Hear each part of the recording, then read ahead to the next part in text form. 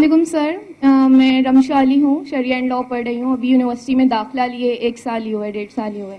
تو ابھی تک قانون پڑھنا بھی سٹارٹ نہیں کیا، اور اتنی بڑی محفل تھی تو میں تو اپنے آپ کو چپ کرا رہی تھی کہ رمشا چپ کر جاؤ، تمہاری جگہ نہیں ہے، نہیں کرنا، کوشچن نہیں کرنا. لیکن آپ کی اسپیچ سن کے بالآخر ایک لاوا وہ ایک کوشچن پیدا ہو گیا، آپ نے جو خطاب کیا. سر بہت بچگانہ سوال ہے کیونکہ خود بھی بچی، امید ہے آپ لوگ ڈانٹیں گے نہیں، اور ہو سکتا ہے یہ بھی کہیں کہ پورا کلمہ پڑھ لیا، آپ پوچھ رہی ہے اللہ کون ہے.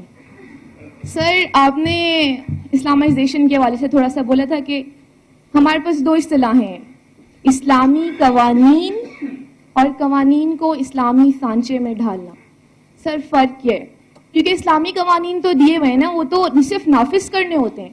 یہ قوانین کو کس اسلامی سانچے میں ڈھالا جا رہا ہے؟ کوئی نیا سانچہ تیار کیا گیا ہے؟ کیونکہ اللہ نے تو آلریڈی دیا ہوا ہے یہ اسلامی قوانین، ان کو تو صرف نافذ کرنا ہے.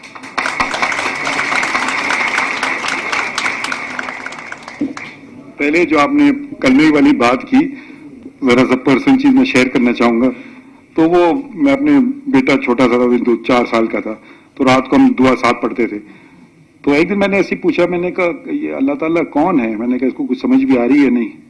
تو سوچتا ہے مجھے، پھر کہتا ہے بگ باس. تو میں نے کہا اچھا بھائی، یہ میں اسے اختلاف اس کی سے بات نہیں کی، مگر میں چاہ رہا تھا کہ وہ سمجھ بھی رہا ہے، اور وہ یقیناً اس معاشرے میں پل رہا ہے تو وہ اسی لفظ استعمال کرے گا جو استعمال ہو رہے ہیں. تو اب جیسے اب میں اس ٹاپک پہ میں بھی، کیونکہ یہ جو ہم جب آپ نے کہا اسلامی قوانین، تو باقی کیا غیر اسلامی قوانین ہیں؟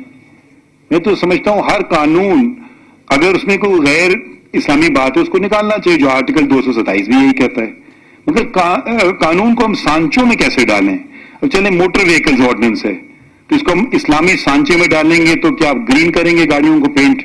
مطلب کچھ بتائیں نا کیا ہوگا. مطلب یہ تو 1-2 تو ٹاپکس تو ہم جانتے ہیں جی، ٹھیک ہے. آپ کو پتا آپ کی اتھارٹی جو آپ استعمال کرتی ہیں سب سے زیادہ کون سی ہے؟ ہم پڑھتے تھے محمد لاء بائی D.F. ملا. تو شروع میں تو میں سنا یہ بڑا کوئی مولوی صاحب ہے، معلوم ہے یہ پارسی صاحب ہیں.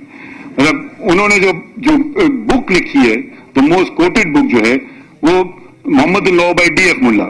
آپ اس کا کوئی میرے خیال میں آپ کو وہ مشکل سے ملے گی جس طرح سے اس نے کمپریہنسو اسٹڈی کی ہے.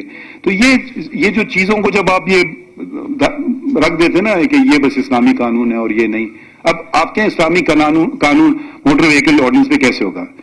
میں اگر ہوں، میں کہوں گا کہ اب کم سے کم گاڑیوں کا استعمال کریں. کیوں؟ کیونکہ انجن جلتا ہے، آلودگی پھیلتی ہے. آلودگی کیا؟ غیر اسراف ہوتا ہے، پیٹرول ضائع ہوتا ہے. تو کم سے کم زیادہ سے زیادہ پیروں کا استعمال کیجیے. مطلب آپ واقعی ڈالنا چاہتے ہیں ڈھانچوں میں تو پھر ایسے کریے، اور گاڑی کو ہری نہ بنائیں.